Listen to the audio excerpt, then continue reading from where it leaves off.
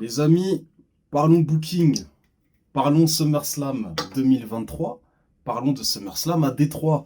Et crois-moi, il y a des choses qui m'ont pas plu. On va surtout parler booking dans cette vidéo-là. J'ai pas envie de parler de technicité. Moi, c'est les histoires. J'aime la cohérence dans les histoires. La cohérence chez les personnages, chez les lutteurs. Et il y en a pas eu dans tous les matchs. Hein. On va en reparler, on va revoir tout ça, notamment le main event. Hein. Le vrai main event, le dernier match. Il y a des choses à dire et franchement, là, moi, ça fait déjà un petit moment que la Bloodline, ça a commencé à me saouler en termes de cohérence, en termes de storytelling. Parce que, en soi, les mecs, ils racontent bien les histoires. Ils sont excellents même. Mais l'histoire en elle-même, le scénario, je suis désolé, ça commence à tourner en rond, mais on va y revenir en fin de vidéo. Bref, on va commencer avec le premier match, Logan Paul contre Ricochet, qui nous ont survendu le match. Ils nous l'ont survendu, les deux. Les deux.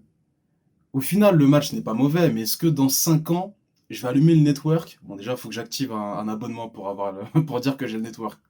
Parce que je suis en train de gratter sur le compte de Clément. Quoique, j'ai pas gratté sur ce compte cette fois-ci. Il se trouve que ce match, en soi, il est pas mal, il est pas mal, il est pas mal. J'ai pas de souci même avec la fin, c'est-à-dire qu'ils ont du mal à faire gagner encore Logan Paul clean en one-on-one, et je trouve ça plutôt cohérent. Le mec, c'est pas un catcheur professionnel à temps plein, donc voilà, il peut pas gagner contre un catcheur qui est là toute l'année. Voilà, donc le fait qu'il gagne avec Trish, certes, c'est pas une fin spectaculaire, mais je trouve que ça a une cohérence avec le personnage de Logan Paul. Donc ça, à la limite, Logan Paul contre Ricochet, j'ai pas grand chose à dire, c'était plutôt cool. Brock Lesnar contre Cody Rhodes, là on va en parler, et là j'ai un gros souci. Brock Lesnar, on connaît la mécanique, la logique de ces matchs. Généralement, c'est souplex sur souplex. Sauf que là, je trouve que c'était plus violent que d'habitude. C'est vraiment, je te balance en dehors du ring. Tu dois revenir à chaque fois. Je te fais un F5 à l'extérieur sur le sol. Je te fais un F5 sur la table se pète. Et Cody Rhodes, il gagne. Quand il a enlevé le turnbuckle, là, je me suis dit, putain, c'est pas vrai, il va gagner. Je savais qu'il allait gagner avant le match, mais pas comme ça, en fait, tu vois. C'est ridicule, c'est ridicule. C'est quoi le turning point du match? C'est quand Cody Rhodes, il pousse un bœuf comme Brock Lesnar sur le poteau. Et là, à ce moment-là, Brock Lesnar, putain, je suis KO technique, frérot, arrête tes conneries. Moi, j'ai vu ça, j'ai fait, mais elle est où la cohérence? Le mec, il met KO technique Cody Rhodes. Cody Rhodes, il a mis KO technique. Et Cody Rhodes, il arrive à le pousser. Et Brock Lesnar, champion UFC, multiple champion WWE, je sais plus où je suis. Oh frérot, oh je vais perdre le match. Non mais bon, j'exagère. J'exagère un peu, mais en vrai de vrai, c'est ça qui s'est passé. Et en plus, à la fin, c'était pas diffusé apparemment. Brock Lesnar, c'était pas prévu non plus. Il a levé le bras de Cody Rhodes en mode c'est bon, je te respecte, ouais, t'es le vainqueur. Oh mon dieu, oh mon dieu. En termes de booking, c'est pas possible. Si toi tu trouves ça cohérent, t'es pas dans mon équipe, t'es pas dans ma team. Match suivant, Battle Royale à 25 personnes. Alors 25 personnes, je sais pas si Homos faisait partie des 25 ou c'était le 26e, je sais pas, j'ai pas fait la vérification. Battle Royale, pas grand chose à dire, fallait faire gagner LA Knight, il a gagné. Le truc c'est qu'en fait, même quand il a gagné, je sais pas pour toi, mais j'ai ressenti en fait un peu une gêne. Enfin, quand je dis une gêne, le mot est un peu fort, mais c'est en mode, je me suis dit, de tout le match, c'est pas lui qui méritait, c'est pas lui qu'on a vu en fait. Et il est arrivé tout à la fin et c'était un peu une victoire automatique, je trouve, tu vois. Donc, LA Knight, moi, je suis neutre. Je trouve que voilà, le mec a énormément de talent au micro, mais de là à le mettre sur un piédestal. Bon, normalement, son push, il commence dès maintenant. Hein. C'est ce que les news annonçaient depuis quelques mois, quelques semaines. Donc voilà, voilà, voilà. MMA Rules, alors, ce type de match, ça fonctionne jamais à la WWE. Jamais. Alors, il y a des exceptions. Là, récemment, il y a eu le NXT Underground. Ça va. Moi, je l'ai vu, ça va. C'était cohérent, c'était pas mal. C'était pas forcément des règles MMA, mais ça s'en rapproche un peu, tu vois. Et non, mais là, pour le coup, Ronda Rousey contre Shayna, le public était mort, c'était prévisible. Fallait faire gagner Shayna. Voilà, ils l'ont fait gagner, mais en vrai, voilà, j'ai pas grand chose à dire sur ce match. Hein, j'ai pas grand chose à dire. Bah là, du coup, Ronda Rousey, c'est sa porte de sortie. Elle met en avant sa pote. Mais est-ce que Shayna sera mise en avant dans le futur? Si elle gagne un match contre Ronda Rousey, il faut qu'il y ait un truc derrière. Il faut qu'il y ait un petit match de championnat ou on verra. Mais moi, je pense que Shayna, c'est juste un écran de fumée là pour le moment. Elle a gagné, mais c'est bon, hein. Meuf, t'auras rien d'autre après. Hein. Parce que vu le, le niveau de génération, enfin le niveau de, comment dire, d'engagement du public qu'il y a eu dans ce match, moi je suis pas très confiant pour le futur de Shayna Baszler au sein de la division féminine. Peut-être qu'elle me fera mentir et j'espère, mais en tout cas voilà, de ce que j'ai vu, ça sent pas extrêmement bon pour le futur de Shayna. Drew McIntyre contre Gunther. Alors le truc que je me suis dit, ça va, ça c'est un bon match. Le truc que je me suis dit, c'est que c'est marrant, il y a 10 ans, 10-15 ans, ce match-là en fait on l'aurait eu pour un titre poids lourd. Et en fait, bah non, c'est pour le titre intercontinental. Et pour le titre poids lourd, par contre, là, on a Finn Balor et Seth Rollins qui sont un peu plus légers, tu vois. Donc voilà, c'était juste un petit clin d'œil que je voulais faire à ce niveau-là. Mais en vrai, voilà, le match est plutôt pas mal. Je suis quand même dégoûté. Drew McIntyre, tu le fais revenir en grande pompe à Money in the Bank. Et au final, le mec, il perd clean contre Gunther. Après, voilà, Gunther, il a un record à aller chercher, celui de Oki Tonkman, si je me trompe pas, je crois que c'est ça. Et bah voilà, je suis un peu dégoûté pour Drew McIntyre, on le prend pour un con. Et à chaque fois, on dit, ouais, il faut que Drew McIntyre il gagne un titre devant le public. Ça fait des années qu'on dit ça, et au final, ça n'arrive toujours pas. Donc on est en train de le troller, le petit Drew, là. Ça fait un petit moment que le pauvre, bah, en fait, il avance pas. Il est vraiment... il est au point de départ toujours. Tout le temps, en fait, tu le fais revenir au point de départ, ce qui fait que bah, c'est un lutteur qui n'a plus trop d'importance dans le roster, je trouve, à mon sens. Match pour le titre mondial. Alors là, pour moi, c'était plié. Finn Balor allait gagner d'une manière ou d'une autre. Le match en soi, il est bon. Il y a des near fall qui c'était vraiment, mais franchement, je me suis dit, mais c'est pas possible. Là, il va gagner. Au final, non. T'as Seth Rollins, il sort son bras, il sort son épaule. Tu te dis, wow, c'est chaud. Mais comment c'est possible? Comment t'as pu faire ça, frérot? Normalement, t'es obligé de perdre, là. T'es obligé de perdre. T'as vu le lapsus? J'ai failli dire, il a fait de gagner. Et ben, au final, t'as Damien Priest qui nous fait un remix de ce qui s'était passé à Money in the Bank. D'ailleurs, Money in the Bank, on a fait un vlog en description. Si tu veux voir la vidéo, c'est des bars. Voilà, c'était des bars. On s'est amusé. Voilà, je t'invite à regarder le vlog juste après cette vidéo si tu l'as toujours pas vu. Bref. Damien Priest, il nous fait un remix de ce qu'il a fait à Money in the Bank. Il arrive, il marche. Alors, c'est le premier Mr. Money in the Bank qui arrive en marchant. Hein. Ça, faut le noter. Le mec est tellement sûr de lui, il arrive. Et en fait, tu te dis, putain, mais est-ce qu'il va trahir Finn Balor? Est-ce qu'il va l'aider? Au final, il l'aide. Mais il l'aide plusieurs fois. Je crois à 3 reprises, il l'aide. Et en plus, il le coach. Il dit, frérot, écoute, on fait ça, ça, ça. Finn Balor, il est là en mode, ah, quoi? Qu'est-ce qui. Putain, Finn Balor, je suis pas fan du perso.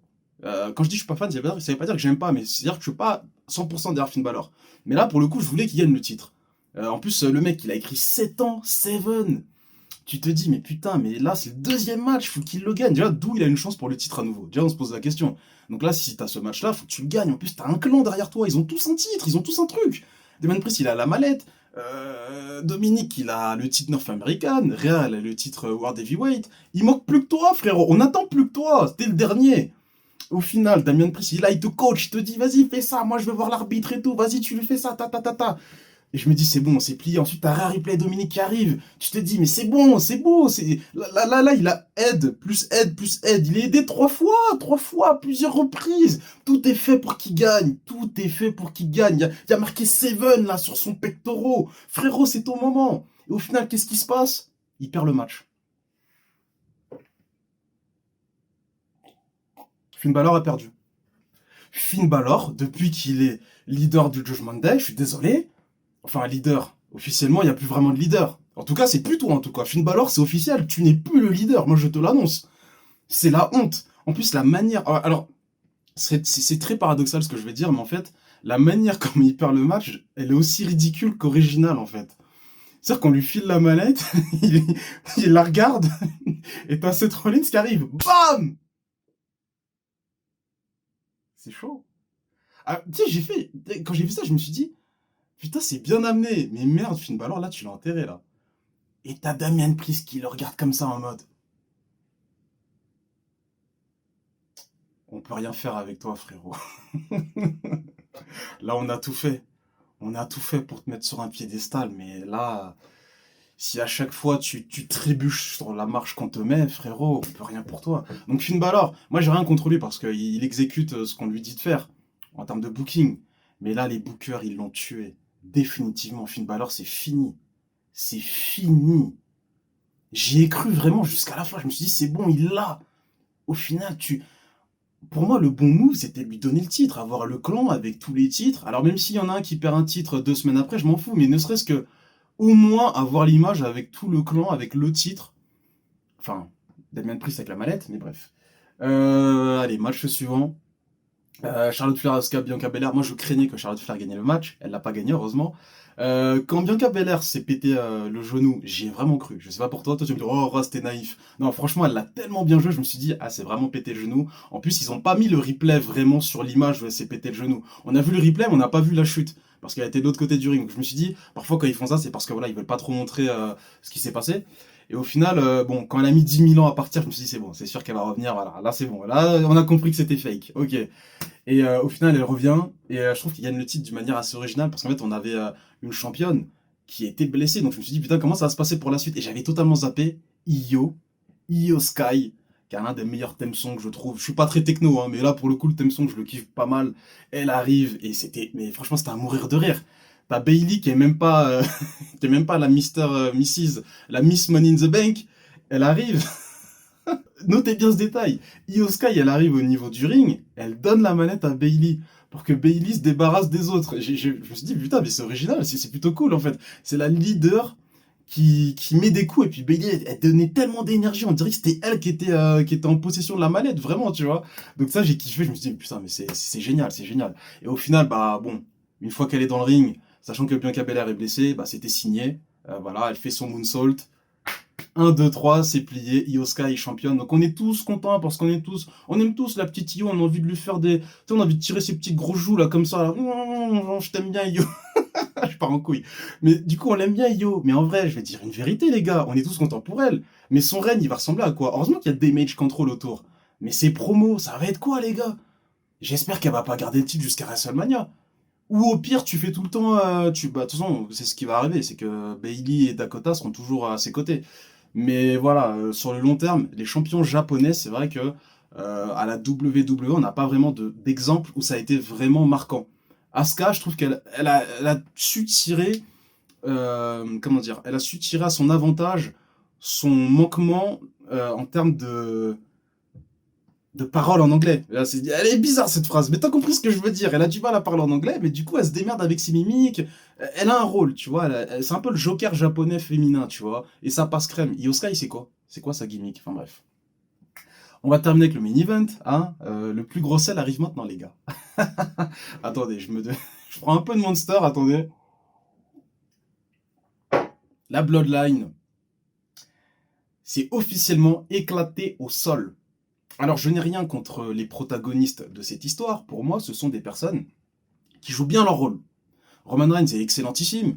Jey Uso, il est excellentissime. Jimmy Uso, il est un peu en dessous, mais il est là. Solo Sikoa, en mec, en enforceur muet, il est excellent. Paul Heyman égale à lui-même, il n'y a pas de souci. Parce que parfois, on fait des Twitter Space et on a des débats sur tout et rien, sur le catch. Et moi, ça fait des mois que je dis que la Bloodline, je comprends pas pourquoi tout le monde, sur Twitter, oh, c'est du cinéma, oh mon dieu, c'est vous qui faites du cinéma, les gars. Au début, la Bloodline, c'était bien, mais là, ça tourne en rond.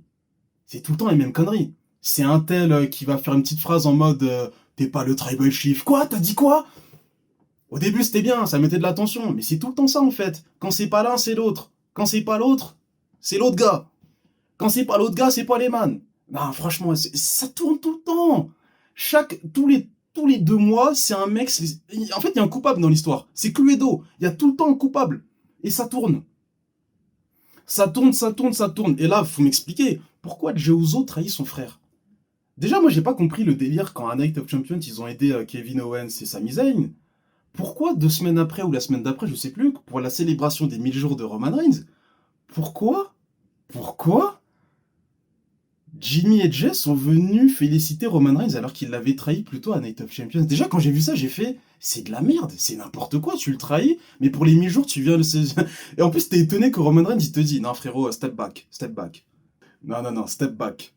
T'es plus dans ma team maintenant. Et Jimmy est là, fait, mais pourquoi frérot? Frérot, tu l'as trahi. Pourquoi t'es étonné? Donc voilà, et en plus sur Twitter, moi je me lève le matin, oh du cinéma, gna, gna, gna, gna, gna. Et les gars, calmez-vous, c'est vous qui faites du cinéma. Il y a un moment donné, la Bloodline, oui, la base même de cette histoire, elle est excellente, mais c'est devenu n'importe quoi. Là, Jimmy Uso, Roman Reigns, il l'avait blessé, il était parti en ambulance. Ton frère, il est là, il veut sauver ton honneur, il veut gagner contre Roman. Toi, t'arrives, capuche, Jordan, au passage, tenue, outfit que je valide, hein, franchement, c'était... Ils sont stylés. Les Usos, ils sont stylés, y a pas de souci à ce niveau-là. Par contre, dans la tête, qu'est-ce qu'il y a les frérots, qu'est-ce qu'il y a? Jimmy, il vient niquer la chance de son frère. Et c'est quoi la justification qu'il va apporter? Quoi qu'il dise, ça va être de la merde, je vous le dis, hein. Ouais, je voulais pas que tu gagnes parce que t'as toujours voulu être le meilleur frère de la famille. Oh. J'en ai marre, la Bloodline, c'est bon. On en a, on en a trop soupé. Sheamus, il a fait une vidéo là récemment, j'ai pas tout vu, mais j'ai vu un extrait, il dit que Sheamus, il a dit Roman Reigns, il a beaucoup trop de temps d'antenne, et c'est la vérité en vrai. Au début, c'était justifié, mais là, maintenant, je trouve que c'est plus vraiment justifié. Tous les SmackDown sont vendus sur la présence de Roman Reigns. C'est uniquement l'élément vendeur. C'est de dire, la Bloodline va parler. Roman Reigns est de retour. Eh les gars, à un moment donné, il y en a marre. Il y en a marre. Faites venir Dwayne Johnson, qu'on finisse avec cette histoire. Alors, je veux pas que Dwayne Johnson remporte les titres, parce qu'en vrai, lui aussi, ça va être un gros souci. Le mec, il est pas là tout le temps. Il a 10 000 business à gérer. Mais voilà, histoire que le point culminant, Roman Reigns contre The Rock, c'est vraiment le truc à faire. C'est vraiment le truc à faire. C'est mon opinion. Mais c'est vrai qu'il y a une problématique. Si The Rock gagne, comment tu fais avec les titres après? Parce que lui, il va pas les garder pendant 10 000 ans. Ça, c'est ça le problème, en fait. Donc, voilà, Bloodline. Je le répète parce que je sais qu'il y a des fans, il y a des mecs, ils vendraient leur daronne pour Roman Reigns. Hein, on vous a vu, les gars. Je peux comprendre, Roman Reigns, il est très charismatique. Moi, je le défendais déjà à l'époque du Big Dog. C'était pas excellent ce qu'il faisait, mais je voyais le potentiel du bonhomme. Et si vous regardez ses promos sur NXT, la toute première à l'FCW même, le mec était déjà très bon au micro. Enfin, très bon, il était bon, il était bon. Et là, il a perfectionné au fil du temps. Mais les gars, soyons sincères.